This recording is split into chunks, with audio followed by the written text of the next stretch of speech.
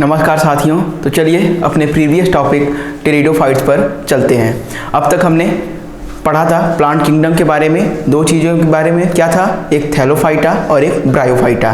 तो हम plant kingdom पढ़ रहे थे। हमने टोटल प्लांट किंगडम को दो भागों में बांटा, किसमें, एक अपुष्पोद्भिद और एक पुष्पोद्भिद। अपुष्पोद्भिद को हम कहते हैं क्रिप्टोगैमी और पुष्पोद्भिद को हम कहते हैं फेनरोगैमी। उसके बाद हमने अपुष्पोद्भिद वर्ग को भी तीन भागों में बांट दिया। कौन कौन से थे, थैलोफाइटा, ब्रायोफाइटा और pteridophyta. Thallophyta, bryophyta and pteridophyta. और पुष्पोद्भिद यानी फेनरोगैम को हमने दो भागों में बांटा था। कौन कौन से थे वो थे एंजियोस्पर्म एंड जिम्नोस्पर्म। ठीक है, यानी आवृत्त बीजी और नग्न बीजी या अनावृत्त बीजी। ठीक है, तो अब तक हम दो चीज़ें पढ़ चुके थे, थैलोफाइटा एंड ब्रायोफाइटा। अब हम चलते हैं अपने टॉपिक टेरिडोफाइटा पर। अब देखिए टेरिडोफाइटा की अगर हम बात करें तो अब तक जो थैलोफाइटा और ब्रायोफाइटा थे वो कैसे हो रहे थे, कैसे थे वो जल में रहते थे, जलीय पादप थे। और सबसे पहले थैलोफाइटा क्या था, वो जल में था। और ब्रायोफाइटा की बात करें तो वो तो उभयचर था, एम्फीबियन था, वो कहीं कहीं जल में होता था और मैक्सिमम स्थानों पर वो जल या दलदली स्थानों पर, जलीय स्थानों पर या जल के किनारे ही क्या होता था, पाया जाता था। अब अगर हम बात करें टेरिडोफाइटा की तो ये क्या हुआ, अब धीरे धीरे क्या हो रहा है, विकास हो रहा है, यानी एक एक स्टेप ऊपर चढ़ते जा रहे हैं हम। तो ये क्या हो रहा है, टेरिडोफाइटा की अब बात करेंगे। जब टेरिडोफाइट्स आएंगे तो टेरिडोफाइट्स क्या होंगे, ये क्या होंगे, अब इनमें धीरे धीरे फ्लोएम और जाइलम का विकास क्या हो रहा है। अब तक क्या हमने देखा पिछले में, या हमारा जो ब्रायोफाइटा था, थैलोफाइटा था, उसमें जाइलम फ्लोएम कुछ नहीं था, पत्तियां भी नहीं थी। ठीक है, अब इसमें क्या हुआ, ब्रायोफाइटा में पत्तियां विकसित हुई, क्या जाइलम फ्लोएम लेकिन नहीं था, उसके स्थान पर क्या था, राइजोइड्स था। अब इसमें क्या होगा, इसमें जाइलम फ्लोएम भी विकसित हो रहा है, पत्तियां भी आ रही हैं, जड़, तना और पत्तियां, इन तीनों संरचनाओं को हम अलग अलग क्या कर सकते थे, देख सकते थे। ठीक है, अब धीरे धीरे क्या हो रहा है, स्टेप टू स्टेप विकास हो रहा है। अब चलिए चलते हैं, समझते हैं इसके बारे में। तो सबसे पहली चीज क्या हुआ, इसमें जड़, तना और पत्तियों का विकास हुआ। क्या हुआ, जड़, तना और क्या हुआ, पत्तियां। जड़, तना और पत्तियां, इन सब चीजों क्या हुआ, ये सब विकसित हुई, या कह सकते हैं इन सबको हम विभक्त रूप में जड़, तना और पत्तियां देख सकते थे। जड़, तना और पत्तियां देख सकते थे, या इसको हम लिख देते हैं दूसरे रूप में, जड़, तना और पत्तियां विभक्त थी। जड़, तना और पत्तियां विभक्त थी। ठीक है, क्या हुआ, अब जड़, तना और पत्तियां क्या हुई, विभक्त होने लगी। अब इसके बाद क्या हुआ, इसमें हुआ जाइलम और फ्लोएम का विकास। किसका, जाइलम और फ्लोएम। ठीक है, जाइलम और फ्लोएम, जाइलम और फ्लोएम, या इसको हम हिंदी में लिख देते हैं जाइलम एंड फ्लोएम। जाइलम और फ्लोएम, इसका क्या हुआ, विकास हुआ, जाइलम और फ्लोएम पाए जाने लगे। ठीक है, जाइलम और फ्लोएम क्या हुआ, इसमें पाए जाने लगे। अब यानी क्या हो रहा है, ये कैसे, हमने आपको बताया कि जाइलम और फ्लोएम क्या थे, संवहनी ऊतक थे, इनसे क्या होता है, संवहन होता है, जल का, खाद्य पदार्थों का क्या होता है, संवहन होता है। तो यानी क्या होगा इसमें, अब अगर जाइलम और फ्लोएम पाए जा रहे हैं तो ये क्या होंगे, प्रथम संवहनी पादप। क्या होंगे, प्रथम संवहनी पादप या पहले संवहनी पादप। क्यों, क्योंकि इसके पहले तो जाइलम फ्लोएम का विकास था नहीं, न तो थैलोफाइटा में न ब्रायोफाइटा में। अब विकास हुआ टेरिडोफाइटा में, सबसे पहले हुआ, तो क्या कह दिए हम, सब प्रथम संवहनी पादप। अब देखिए जड़, तना और पत्तियां विभक्त हो गई, जाइलम फ्लोएम मिल गया, संवहनी पादप भी हमने कह लिया। अब देखिए अभी तक क्या था, ये जलीय स्थानों पर थे, थैलोफाइटा, ब्रायोफाइटा। अब टेरिडोफाइटा क्या होगा, थोड़ा सा विकसित होगा। विकसित होने का मेरा तात्पर्य है, विकसित होने से यह तात्पर्य है कि क्या होगा, ये जो टेरिडोफाइट्स होंगे ये अब कहाँ पे होंगे, धीरे धीरे ये नमी वाले स्थानों से थोड़ा सा दूर होते जाएंगे, यानी जो जलीय, पूर्णतः जलीय स्थान से, वहां से थोड़ा सा क्या होंगे, ये दूर होते जाएंगे। अब फिर क्या होगा अगला इनमें, अब ये कैसे स्थानों पर पाए जाएंगे ये देखते हैं। ये पाए जाएंगे नमी, छायादार, नमी, छायादार और कैसे, पहाड़ी इलाकों पर या पहाड़ों पर कह सकते हैं, पहाड़ों पर पाए जाते हैं। ठीक है, पाए जाते हैं। अब देखिए ये क्या हुआ, नमी छायादार पहाड़ी स्थानों पर पाए जाते हैं। अब इसमें क्या हुआ, देखिए अंतर यह आया कि अब तक जो जलीय स्थानों पर पाए जा रहे थे, ये कैसे नमी छायादार यानी पूर्णतः जलीय स्थानों पर नहीं पाए जा रहे हैं। ठीक है, एक क्या हुआ, एक क्रम ऊपर हुआ, विकास हुआ, लेकिन अभी भी क्या है, इनमें आर्द्रता है, यानी नमी वाले स्थानों पर ये पाए जा रहे हैं, लेकिन पूर्णतः नमी नहीं है कह सकते हैं। तो क्या हुआ ये, अब ये जल से सीधे कहाँ पर आ गए, स्थल पर। तो हम इसको क्या कह सकते हैं, प्रथम सफल स्थलीय पादप, प्रथम सफल स्थलीय पादप। ठीक है, क्या कहेंगे इसको, प्रथम सफल स्थलीय पादप। अब अगर क्वेश्चन पूछा जाए कि सबसे पहला सफल स्थलीय पादप या सबसे कौन था, तो आप कहेंगे क्या, टेरिडोफाइटा। टेरिडोफाइटा प्रथम सफल स्थलीय पादप। अगर हम बात करें ब्रायोफाइटा की, तो ब्रायोफाइटा भी क्या थे, वो उभयचर थे, यानी जल में पाए जाएंगे और स्थल पर भी पाए जाएंगे, लेकिन फिर भी क्या था, वो पूर्णतः स्थल पर नहीं पाए जा रहे थे। ये क्या हुआ, ये पूर्णतः स्थल पर पाए जाएंगे, इसलिए क्या होगा, इनको हम कहेंगे प्रथम सफल स्थलीय पादप। ये देखिए ये टर्म लिखा है सफल स्थलीय पादप। ठीक है, यानी पूर्ण रूप से क्या हुआ, ये स्थल पर पाए जा रहे हैं। अब इनकी बात हो गई, अब बात आएगी किसकी, अब बात आएगी इनमें जनन कैसे होता है। ठीक है, इनमें जनन कैसे होगा, तो इनका जो जनन अंग है वो क्या, जनन अंग क्या होता है, ये छिपा हुआ होता है या हिडन होता है। कैसा होता है, छिपा हुआ होता है, छिपा हुआ होता है। कैसा होगा, छिपा हुआ होता है। ठीक है, छिपा हुआ होने से क्या तात्पर्य है, अब जैसे हम अगर फूलों की बात करें या एंजियोस्पर्म की बात करें, तो वहाँ पर क्या होगा, वहाँ पर फूल विकसित होंगे, वहाँ पर अब क्या कर सकते हैं, ओवरी के पार्ट को, अंडाशय को, ठीक है, या पुंकेसर को, इन सबको हम क्या कर सकते हैं, देख सकते हैं। लेकिन इसमें क्या करेंगे, आप देख नहीं पाएंगे, ये हिडन होते हैं, छिपे हुए होते हैं। आप इनको ध्यान से देखेंगे तो वो अलग चीज़ें आप देख सकते हैं। अब ये किस रूप में होते हैं, ये होते हैं बीजांड के रूप में। ठीक है, कैसे होंगे, ये होंगे बीजांड के रूप में, बीजांड के रूप में किस में होते हैं, पत्तियों में होते हैं। ठीक है, बीजांड के रूप में पत्तियों में होते हैं, बीजांड के रूप में पत्तियों में होते हैं। और जनन किससे होगा, इनमें जनन बीजांड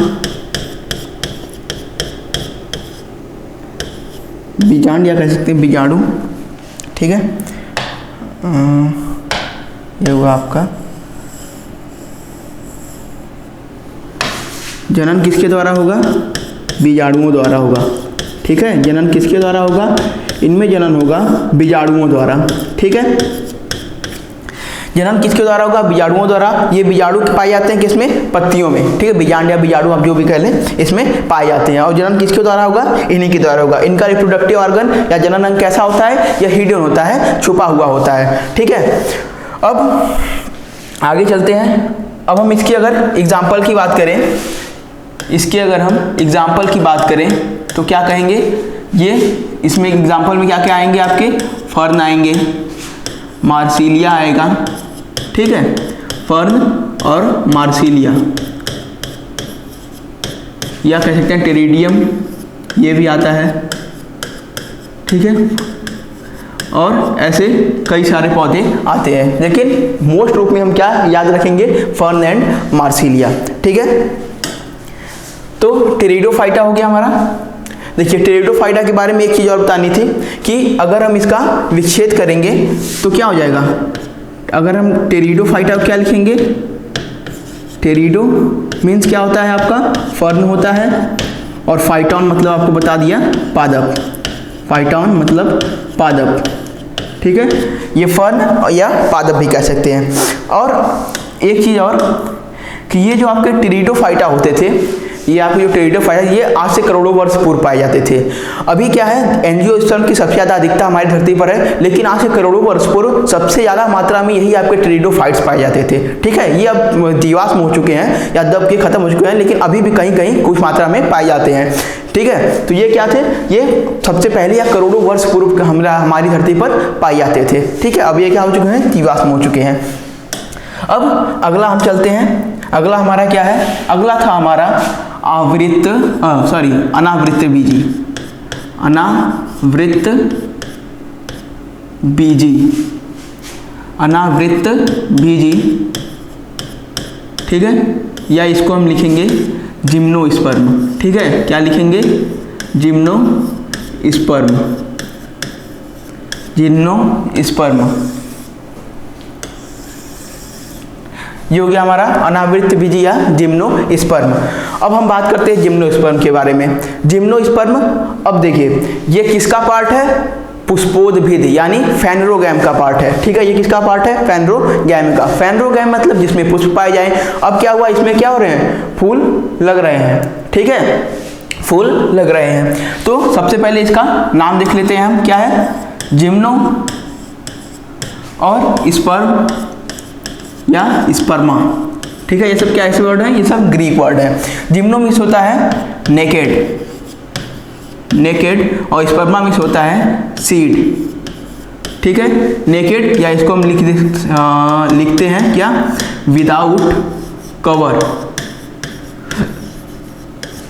ठीक है, और सीड मतलब आप जानते हैं बीज। नेकेड मतलब विदाउट कवर और सीड मतलब बीज, यानी ऐसे बीज जिनके ऊपर कोई आवरण ना हो, कोई कवर ना हो, ऐसे को हम क्या कहेंगे, जिम्नोस्पर्म या अनावृत बीजी, या एक और नाम है इसका क्या, नग्न बीजी, या इसको हम क्या कहेंगे और एक नाम से, नग्न बीजी। नग्न बीजी मतलब जिसके ऊपर या बीज पर कोई आवरण न हो, ऐसो को हम क्या कहेंगे, नग्न बीजी। अब देखिए बात आती है नग्न बीजी की, अब इस पर चलते हैं। तो सबसे पहली चीज, अब इनमें विकास किस चीज का हो गया, पूर्णतः विकसित क्या मिलेंगी आपको, पत्तियां मिलेंगी, तना मिलेगा और जड़ें मिलेंगी, ठीक है, लिख लेते हैं क्या होगा अब जो है पूर्ण विकसित, पूर्ण विकसित क्या होगा, जड़, तना और क्या होगा, पत्तियां होंगी। पूर्ण विकसित जड़, तना और पत्तियां। और जड़ें कैसी होंगी, जड़ें आपकी कैसी होंगी, मूसला जड़ें होंगी, ठीक है, मूसला जड़ें होंगी, मूसला जड़ें होंगी, ठीक है, मूसला जड़ें होंगी। जड़ें कैसी होंगी, मूसला होंगी। अब मूसला जड़ें हैं, और एक चीज इसमें क्या हो गया, अब इसमें क्या हो रहे हैं, पूर्ण विकसित क्या हो रहा है आपका, जाइलम और फ्लोएम पाए जाएंगे। समान जो ऊतक हैं आपके, जाइलम एवं फ्लोएम भी पाए जाएंगे, जाइलम तथा फ्लोएम क्या होंगे, ये उपस्थित होंगे, जाइलम फ्लोएम क्या होंगे आपके, उपस्थित होंगे। अब देखिए अब बात आती है जिम्नोस्पर्म के बारे में बात करते हैं। अब हम टेरिडोफाइट से क्या हो रहे हैं, धीरे धीरे फिर एक बार क्या कर रहे हैं, स्टेप टू स्टेप क्या करते जा रहे हैं, विकास करते जा रहे हैं। अनावृत बीजी यानी जिम्नोस्पर्म पे हम पहुंच गए। अब क्या देखिए, अब क्या हो रहा है, बीजों का निर्माण हुआ। अब बीजों के निर्माण की जरूरत क्यों पड़ी, अभी तक क्या होता था, थैलोफाइटा, ब्रायोफाइटा, टेरिडोफाइटा किसी की भी हम बात करें उसमें बीज नहीं पाए जाते थे, ये आपने क्लियर किया, नहीं पाए जाते थे, उसमें बीज नहीं पाए जाते थे। अब इसमें क्या हो रहा है, इसमें बीजों का उत्पन्न हो गया, बीज उत्पन्न हो गए। अब बीज की जरूरत क्यों पड़ी, अब देखिए अभी हमने बताया कि टेरिडोफाइटा क्या थे, अभी भी मॉइस्चर यानी नमी वाले स्थानों पर पाए जा रहे थे। अगर जब इनका विकास हुआ और ये क्या हुए, आगे हुए, अभी कैसे स्थानों पर गए, ऐसे स्थानों पर जहां पर पानी कम मात्रा में उपस्थित हो, यानी पानी अधिक मात्रा में उपस्थित ना हो। तो उस केस में जो इनका भ्रूण होता है या जो एम्ब्रियो होता है, उसको क्या करने के लिए, प्रोटेक्ट करने के लिए एक आवरण की जरूरत पड़ी, जिसको जो क्या बना आपका, सीड। अब सीड के अंदर ही क्या होता है, मान लीजिए ये आपका एक भ्रूण है और भ्रूण के ही बाहर क्या एक का है, आवरण आ गया। यही आवरण क्या कहलाया हमारा, सीड, ठीक है, यही आवरण क्या कहलाया, सीड कहलाया। अब इस एम्ब्रियो को रक्षा करने के लिए, प्रोटेक्शन देने के लिए एक बाहरी आवरण आया, सीड। क्यों आया, इसलिए ताकि जब हम देखिए ये जो आपका एम्ब्रियो है या भ्रूण है, इसको नमी चाहिए। क्यों चाहिए, इसमें नमी चाहिए, नमी बरकरार रहेगी तभी ये भ्रूण आपका क्या होगा, जीवित रहेगा, वरना ये क्या होगा, सूख जाएगा और मर जाएगा। तो अभी तक क्या थी, नमी वाले स्थान से भरपूर मात्रा में नमी मिल रही थी, जल वल वगैरह मिल रहा था, सब आसानी से काम चल रहा था। अब जब ये चले गए सूखे स्थानों पर जहाँ पानी की मात्रा कम है, अब वहाँ पानी की मात्रा तो वैसे भी कम है, जब पानी की मात्रा कम हुई तो इनको क्या हुआ, दिक्कत होने लगी, ठीक है, तो या फिर इनका वाष्पन भी तो होगा भ्रूण का, ये भी तो हो सकता है। तो इसके ऊपर क्या हुआ, एक आवरण आ गया, क्या आया, आवरण आ गया। अब आवरण क्या आया, सीड के रूप में आया। अब सीड के अंदर एम्ब्रियो प्रोटेक्ट होने लगे, सीड क्या हुआ, बाहरी वातावरण से इनकी रक्षा करने लगा, वाष्पीकरण वगैरह नहीं हुआ, पर्याप्त मात्रा में इनके अंदर जल की मात्रा या नमी क्या होती थी, बनी रहती थी। तो इसलिए इनको बीज की जरूरत पड़ी। क्यों, लिख लेते हैं, देखिए भ्रूण की रक्षा के लिए, भ्रूण की रक्षा के लिए बीज रूपी आवरण कह सकते हैं, बीज उत्पन्न हुए। ठीक है, उत्पन्न हुए। ठीक है, अब देखिए अब ये कहाँ पाए जाएंगे, अब ये कहाँ पाए जाएंगे, ये पाए जाएंगे किसी भी स्थान पर। ठीक है, ये कैसे होंगे, ये कहीं भी पाए जा सकते हैं। ठीक है, ये क्या होंगे, कहीं भी पाए जाएंगे, कहीं भी पाए जाते हैं कह सकते हैं। अब इनको एक और कहते हैं क्या, मरुद्भिद, मरुद्भिद पौधे, मरुद्भिद, और इसको हम क्या लिखते हैं इंग्लिश में, जीरोफाइटिक, जीरोफाइटिक। ठीक है, पौधे कहते हैं, कहते हैं। अब देखिए इनको मरुद्भिद क्यों कहते हैं, अभी आपको बताया जस्ट कि क्या हो रहा था, ये सूखे स्थानों पर रहते हैं। मरुद्भिद कहने से तात्पर्य क्या है कि जहां पर पानी की मात्रा कम हो वहां पर भी ये पौधे क्या कर रहे थे, सर्वाइव कर ले रहे थे। अगर हम टेरिडोफाइटा को लाकर ऐसे स्थानों पर रखें तो वो सर्वाइव नहीं कर पाएगा, सर्वाइव नहीं कर पाएगा, वो क्या होगा, सूख जाएगा, खत्म हो जाएगा। लेकिन ये पौधे क्या कर रहे थे, सर्वाइव कर रहे थे। अब इनकी जड़ें भी मूसला थी, जड़ें मूसला होने से क्या हुआ, ये पानी का एब्जॉर्प्शन अच्छे से या पानी का अवशोषण अच्छे से कर ले रहे थे। तो इसलिए क्या हुआ, कम स्थानों पर भी ये आसानी से रह पा रहे थे। जो आपके टेरिडोफाइट्स से उनकी जड़ी ज़्यादा मूसला नहीं थी या उतनी विकसित नहीं थी ताकि वो पानी को आसानी से अवशोषित कर पाए, इसलिए वो नदी वाले स्थानों पर पाए जाते थे। ये भी था। तो आप धीरे धीरे अपना एक कॉन्सेप्ट डेवलप करेंगे, चीज़ों को समझेंगे, चीज़ों को अगर रिलेट करेंगे तो आपको आसानी समझ में आएगा। ठीक है, तो क्या हुआ, अब इनको मरुद्भिद पौधे भी कहा जाने लगा। ठीक है, अब इनमें क्या होंगे, पुष्प भी पाए जाएंगे। ठीक है,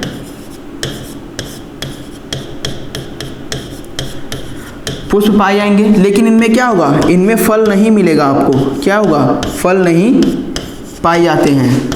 क्या होगा, फल नहीं पाए जाते हैं, इनमें फल नहीं पाए जाते। अब फल पाए कहाँ जाएंगे, एक लास्ट बचा आपका एंजियोस्पर्म, जो कि पूर्णतः विकसित था। उसमें आपको फल चाहिए, फूल चाहिए, बीज चाहिए, सारी चीज़ें जो भी चाहिए वो आपको एंजियोस्पर्म में मिल जाएंगी। तो इसमें क्या होगा, फल नहीं पाए जाएंगे लेकिन पुष्प पाए जाएंगे। अब इन्हीं पुष्पों के द्वारा क्या होता है, बीजों का निर्माण हुआ। ठीक है, अब क्या हुआ, बीज बन रहे हैं इनमें। अब इनके बीज कैसे थे, इनके बीज थे नेकेड। ठीक है, यानी उनके ऊपर कोई आवरण नहीं होता था, यानी उनके बीज बाहर ही दिखते थे। लेकिन एंजियोस्पर्म में क्या होगा, एंजियोस्पर्म में जो बीज हैं वो फल के अंदर होंगी, उनको आप बाहर से देख नहीं सकते हैं। क्या कर सकते हैं, बाहर से आप देख नहीं सकते हैं, वो फल के अंदर होंगे। और इनको क्या कर सकते हैं आप, ये आपके ये जो है जिम्नोस्पर्म या अनावृत बीजी या नग्न बीजी, ये क्या नग्न बीज होंगे। क्या होंगे, इनको बाहर से आप देख सकते हैं। या ये सीधे क्या होते हैं, जो फल है, ये मान लीजिए ये फल की एक शाखा है, पेड़ की एक शाखा है, इस पे ये क्या होंगे, ये बीज ऐसे मतलब एक एक क्रम में आपको इनको बाहर से देख सकते हैं, ऐसे लगे होंगे, इनके बाहर कोई आवरण नहीं होगा। ठीक है, इसलिए इनको नग्न बीजी की संज्ञा दी गई। अब इनके अगर हम उदाहरण की बात करें, किसके, जिम्नोस्पर्म के, अगर हम एग्जाम्पल की बात करें, अगर हम इनके एग्जाम्पल की बात करें तो क्या होगा, सबसे पहले हम इनमें ले सकते हैं किसको, मेटासिकोया, मेटासिकोया। और क्या हो सकता है आपका, चिंगो बाइलोवा,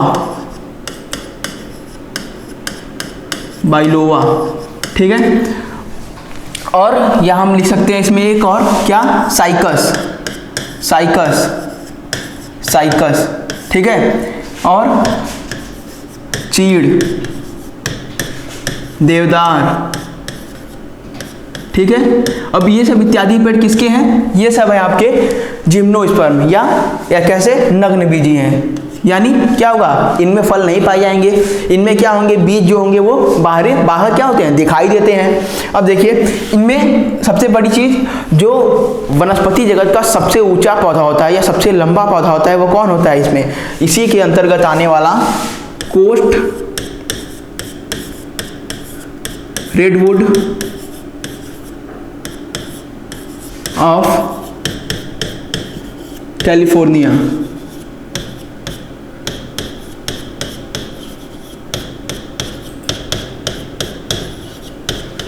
कोस्ट रेडवुड ऑफ कैलिफोर्निया।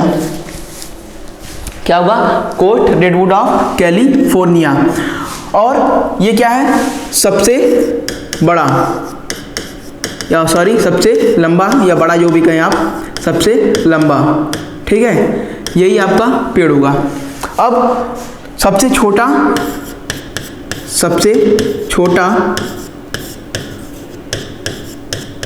अगर हम नग्न बीजी की बात करें, सबसे छोटा नग्न बीजी, ये भी क्या है? सबसे बड़ा नग्न बीजी है, लिख लेते हैं सबसे बड़ा नग्न बीजी। अब एक चीज और, ये सबसे बड़ा नग्न बीजी भी है और ओवरऑल में भी क्या है? सबसे बड़ा है, दोनों चीजें इसके साथ हैं। अब इसमें क्या है? जैमिया पिग्मिया, जैमिया पिग्मिया,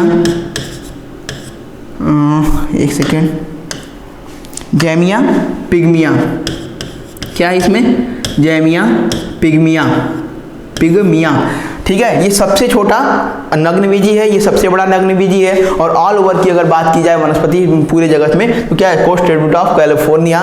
ये किसका है? सिकोया प्रजाति का होता है, ठीक है। तो यही सबसे लंबा आपका क्या कर सकते हैं? पौधा है। और अब इसमें आपने एक देखा क्या? साइकस। अब इनका उपयोग क्या क्या है? इनका उपयोग क्या क्या है? उपयोग की अगर हम बात करें तो जो साइकस है, साइकस द्वारा क्या होता है? साइकस से क्या बनता है? साइकस से स्टार्च निकाला जाता है, ठीक है। और इसी स्टार्च से क्या होता है? इसी स्टार्च से आपका साबूदाना बनाया जाता है। क्या बनाया जाता है? साबूदाना। आपने खाया होगा, जो व्रत वगैरह में खाया जाता है फलाहारी के रूप में, साबूदाना। ये किससे बनता है? इसी साइकस से। और ये साइकस किसका है? जिम्नोस्पर्म के अंतर्गत आता है ये पौधा। इसी से इसके तने से स्टार्च निकाला जाता है और इसी स्टार्च को हम कहते हैं सागोपाम, और उसी से क्या बनाया जाता है? साबूदाना।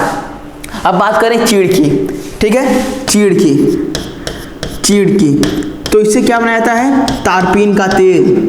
सुना होगा, जो पेंट में काम आता है, क्या होता है? तारपीन का तेल। वो किससे बनता है? चीड़ के पेड़ से ही बनता है। और चीड़ का पेड़ क्या है? जिम्नोस्पर्म नग्न बीजी या अनावृत बीजी एक पौधा होता है। और देवदार की बात करें तो देवदार से भी काष्ठी तेल निकाला जाता है। तो ये जो आपके हैं, इसमें क्या होता है? और एक चीज़ है, इसमें जो है जो फर्नीचर बनते हैं, इनकी लकड़ियाँ कैसी होती हैं? काष्ठी होती हैं, यानी बहुत मजबूत होती हैं, ठीक है। तो इनसे क्या फर्नीचर वगैरह, अच्छे फर्नीचर किससे बनाए जाते हैं? इन्हीं जिम्नोस्पर्म से या नग्न बीजी पौधों से बनाए जाते हैं। इनकी लकड़ियाँ कैसी होती हैं? बहुत मजबूत होती हैं। इनके पेड़ क्या होते हैं? बहुवर्षीय होते हैं, लंबे होते हैं।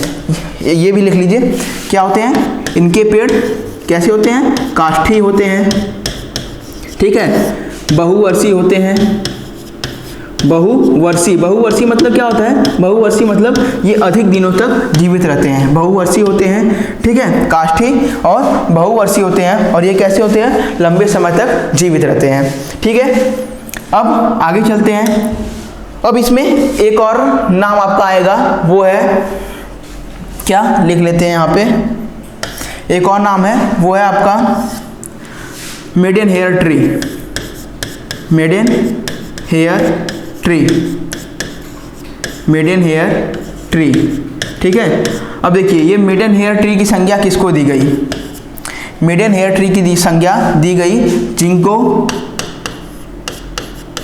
बाइलोवा को, ठीक है। इसको मेडन हेयर ट्री की संज्ञा दी गई। क्यों दी गई? क्योंकि ये क्या होता है? अधिक समय तक जीवित रहता है। क्यों अधिक समय तक जीवित रहता है? इसके पत्ते वगैरह सब झड़ जाते हैं। ये समझ लिए, आपको देखने में कैसा प्रतीत होगा? एक सूखे पेड़ के समान प्रतीत होगा, लेकिन ये क्या होता है? जीवित रहता है फिर भी, ठीक है। इसलिए इनको जीवाश्म भी कहा जाता है। ये जीवित होते हैं, ठीक है, लेकिन कैसे लगेंगे आपको? जीवाश्म के रूप में लगेंगे, या जैसे लगेगा बहुत पुराना पेड़ है, और वास्तव में पुराना होता भी है, ठीक है। तो इसको क्या कहते हैं? मेडन हेयर ट्री या जीवित जीवाश्म की संज्ञा भी इनको दी जाती है। किसकी संज्ञा दी जाती है? जीवित जीवाश्म की संज्ञा। किसकी? जीवित जीवाश्म की संज्ञा इनको दी जाती है, ठीक है। इनको जीवित जीवाश्म की भी संज्ञा क्या करती है? दी जाती है। अब आगे अगर हम बात करें तो इसका एग्जाम्पल खत्म हुआ। अब आगे चलते हैं हम अपने किस पर? एंजियोस्पर्म पर, जिसको हम क्या कहते हैं? आवृत बीजी, ठीक है, आवृत बीजी या एंजियोस्पर्म को, अब अगर हम एंजियोस्पर्म की बात करें, अब देखिए, अब इसमें क्या होगा, एक और स्टेप बढ़ जाएगा। क्या बढ़ जाएगा, इसमें क्या होंगे, फल भी पाए जाने लगेंगे। बाकी सारी चीजें क्या होंगी आपके, उनके समान होंगी। किसके, अनावृत बीज या नग्न बीज या जिम्नोस्पर्म के समान होंगी। ठीक है, इसमें भी क्या होंगे, इन पौधे में आप देखिए फल भी होगा, फूल भी होगा, पत्तियां, तना, पूर्ण विकसित तो है ही पहले से। अब इनमें एक चीज और आएगा, एंजियो यानी इनके सीड्स जो होंगे वो कवरिंग के साथ होंगे। कैसे होंगे, कवर्ड होंगे, फल के अंदर होंगे। ठीक है, एंजियो मीन्स कवर्ड,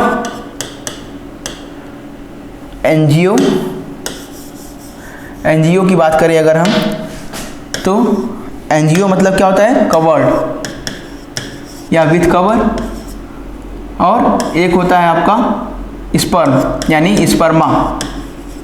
ठीक है, एंजियो मीन्स कवर्ड और स्पर्मा मीन्स सीड, यानी ऐसे सीड जो क्या हो, कवर्ड हो, जिनके बाहर आवरण हो, उनको हम क्या कहेंगे, एंजियोस्पर्म। ठीक है, अब इसमें क्या होने लगेगा, पत्तियां, तना, जड़ ये सब पाए जाएंगे। ठीक है, लिख देते हैं, जड़, तना, पत्तियां, जड़, तना और पत्तियां, जड़, तना, पत्तियां पाए जाते हैं। ठीक है, अब ये आम बात है। ठीक है, ये क्या होंगे, एंजियोस्पर्म, जिम्नोस्पर्म दोनों में पाए जाएंगे, क्योंकि अब ये क्या है, कैसे भी स्थानों पर रह रहे हैं, यानी जाइलम और फ्लोएम दोनों होंगे, जाइलम और फ्लोएम दोनों होंगे, जाइलम एंड फ्लोएम दोनों होंगे, दोनों पाए जाते हैं। ठीक है, दोनों पाए जाते हैं। अब आगे एक और स्टेप, फूल भी बनेगा यानी पुष्प भी बनेंगे, पुष्प भी पाए जाते हैं। इनमें क्या होता है, पुष्प भी पाए जाते हैं।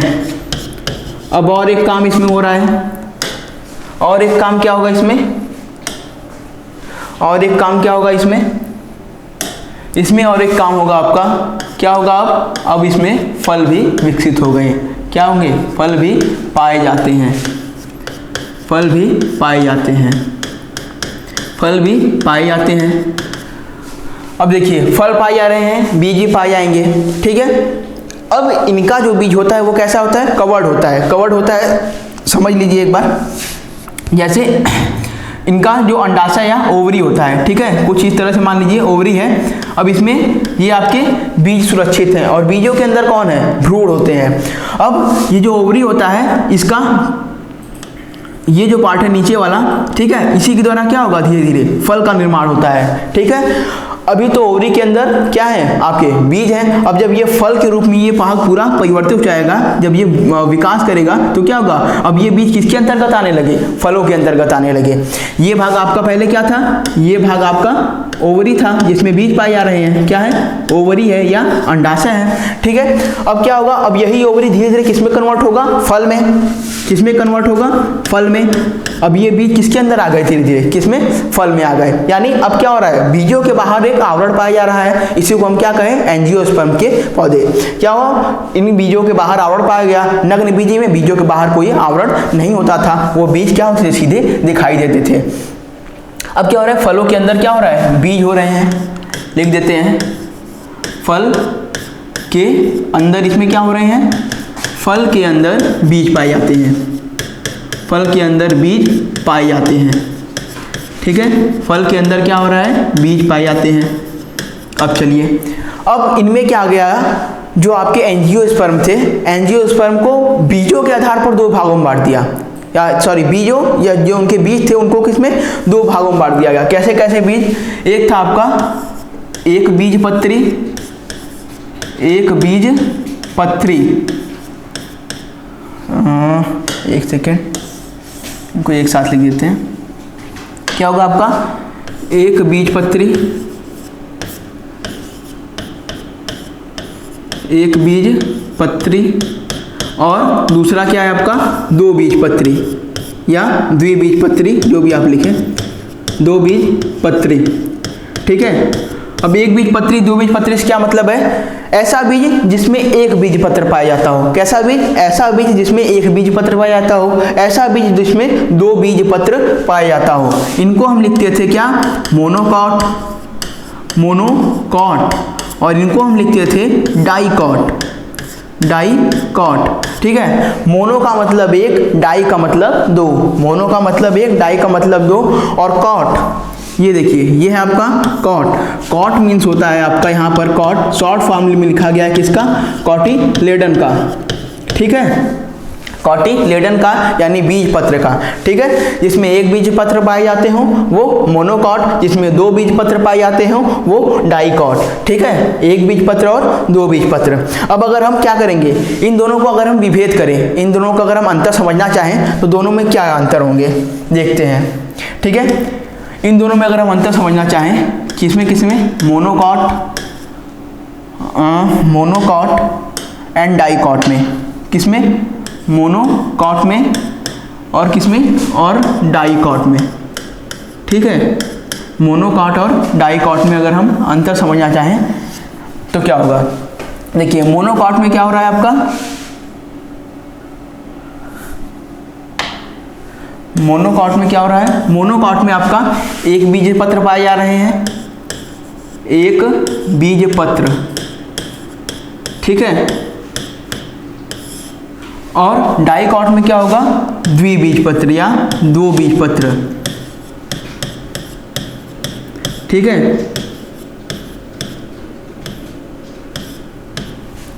इसमें एक बीज पत्र, इसमें दो बीज पत्र। और क्या होगा इसमें, इसमें देखिए जो आपकी आपने पत्ती देखी होगी, ये मान लीजिए एक पत्ती है, इसको फिर से लिख देते हैं, ये मान लीजिए एक पत्ती है। ठीक है, और ये भी एक पत्ती है, ये शाखा है, ये बीज की मान लीजिए, ये बीज वाली लाइन होती है मिड लाइन, ये है आपकी। अब इसमें देखिए एक बीज पत्र में क्या होगा, जो उसके किनारे किनारे जो छोटे छोटे धागे के समान संरचनाएं आपको दिखाई देंगी वो कैसी होती है, इसमें क्या होगा, इसमें ये पैरेलल अरेंज होंगी। कैसी होंगी, पैरेलल यानी समांतर होंगी, मिड लाइन के क्या होंगी आपके, समांतर होंगी, एक तरह से कह सकते हैं। और इसमें क्या होंगी, इसमें ये इस तरह से विकसित होंगी, कैसे होंगी, ऐसे होंगी। ये एक बीज पत्र और द्विबीज पत्र में ये क्या है, एक बहुत इंपॉर्टेंट जो आप कह सकते हैं डिफरेंस है, ये इस रूप में आप देख सकते हैं। इसमें क्या होगा, मिड लाइन के पैरेलल होंगी, समांतर होंगी, इसमें इस रूप में विकसित होंगी। ठीक है, और अगर बात करें, ये दो हो गया। अब अगर हम इसके एग्जाम्पल की बात करते हैं, किसकी, एग्जाम्पल की। इसके एग्जाम्पल में आप देखेंगे क्या, गेहूं, ठीक है, चावल, या आप कह सकते हैं धान, धान बोया जाता है। और क्या कह सकते हैं, इसमें गेहूं हो गया, धान हो गया। और अगर हम द्विबीज पत्र में बात करें, द्विबीज पत्र का जैसे आपका सेब हो गया, नहीं सेब नहीं होगा इसमें, एक सेकेंड, आम की बात करते हैं, क्या होगा, आम। ठीक है, पपीता और चना, मटर, आम, पपीता, चना, मटर, मूंगफली, जो भी आप कहें। ऐसा अब देखिए एक बीज पत्र और दो बीज पत्र को हम समझेंगे कैसे। आपने चने का बीज देखा होगा, आप क्या कर सकते हो, उसको दो भागों में आसानी से तोड़ सकते हैं। ठीक है, लेकिन आप गेहूं के बीज को दो भागों में आसानी से बीज से नहीं तोड़ सकते हैं। आपको हम उसको फिगर दिखा देते हैं फिलहाल।